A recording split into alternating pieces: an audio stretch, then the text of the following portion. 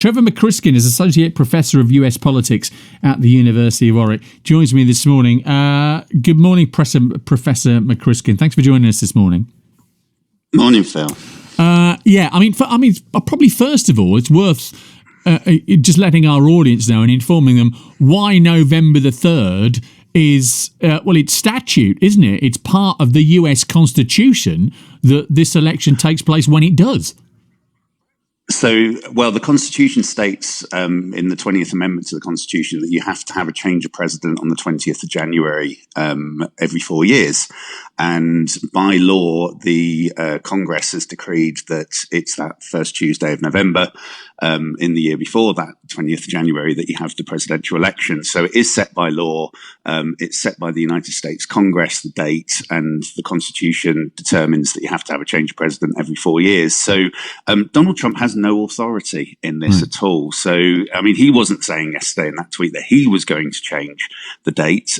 He was suggesting that others should change the date of the election in November because obviously coronavirus is still really taking grip across much of the United States, and there is concern about the impact it will have on voting in November, which is why a lot of those states are moving to using postal votes, which many of them have done in the past as well. And he's obviously tweeted this yesterday, suggests that he doesn't think that that's either a legitimate way to hold the election or that in fact it's going to be very vulnerable to fraud and those sorts of things. Is there any evidence to support these claims then? Mr. Trump's claims that postal voting could lead to fraud and an inaccurate election on November 3rd? In short, no. There isn't, and there have been various studies that have looked into whether this will make any major difference to the voting patterns in November, and the thoughts are that it won't. Several states have already had the opportunity to have mail voting in the past, and that's run very smoothly. I think Oregon has done so for many years now and hasn't had any particular problems with voter fraud.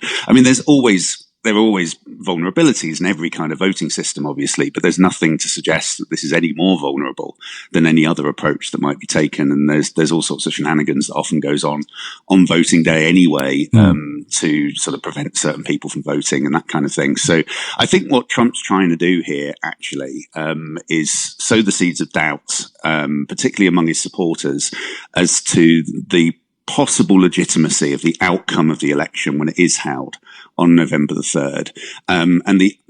Hidden within that is a fear that he's going to lose. Yeah, that's because at the moment he's behind in every opinion poll. His approval ratings are low. Yeah. Some are saying that this actually is now a deflection away from the catastrophic financial economic figures that have been released this morning. It was the economy on which Trump's presidency looked so buoyant before COVID. He hasn't even got that to lean back on now. Genuinely, we could see a Biden presidency on November the 3rd. Yeah, I think that's a lot what this is about, is that all the indications suggest that Trump's going to really struggle to get re-elected now. He was looking very good for re-election at the beginning of this year because those economic numbers were so good. But obviously the coronavirus epidemic and its impact on the economy in the United States, but also the way the Trump administration has basically mishandled the spread of coronavirus in the United States has all contributed to his numbers falling really badly, and Joe Biden looking like he's a long way ahead. There's just under 100 days to go now until the election. And I think what Trump is doing here really is, as I say, he's beginning to question what the legitimacy of the outcome of that election in November might be. And you might